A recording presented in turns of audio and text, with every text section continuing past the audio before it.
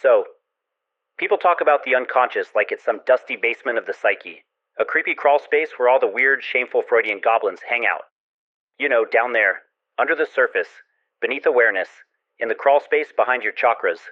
But here's the truth, Bomb. The unconscious isn't hiding down there. It's hiding everywhere you refuse to look. It's not underground. It's under your ego's nose.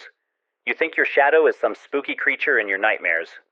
But really, it's hiding in your Instagram feed, in your sarcasm, in that friend you just can't stand for no reason, in your dating history, which, let's be honest, is just a pattern with a Wi-Fi signal.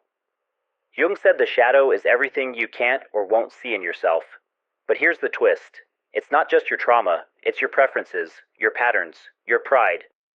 You ever meet someone and instantly hate them? Not for what they do, but for what they represent? That's not intuition, that's projection. Your shadow's favorite magic trick. The people you judge most harshly are usually acting out something you're repressing. That loud, confident person, maybe you swallowed your voice a decade ago. That flaky friend, maybe your inner rebel is buried under a spreadsheet and 3 self-help books. Your shadow is not a monster, it's a mirror. And it gets really offended when ignored. You think your shadow's wearing a trench coat and lurking in an alley? Nah. It's dressed like your moral high ground, your righteousness, your I would never do that attitude.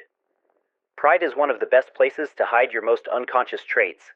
You become so sure you're a good person, a smart thinker, a spiritual being, that you stop checking your blind spots. But guess what lives in blind spots?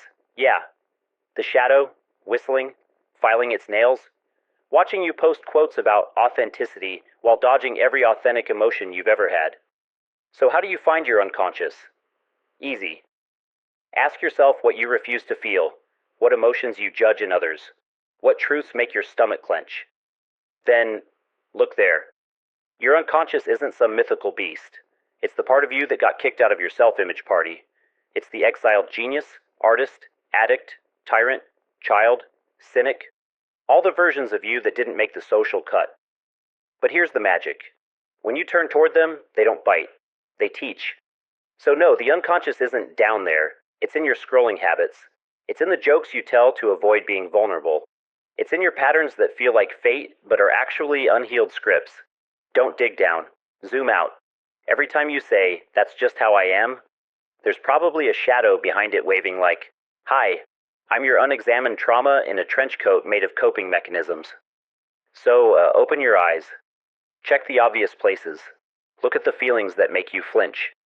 Because the unconscious isn't lurking in the dark. It's sitting right in front of you, under really good lighting. Curtain, maybe a sudden spotlight. Definitely some awkward silence.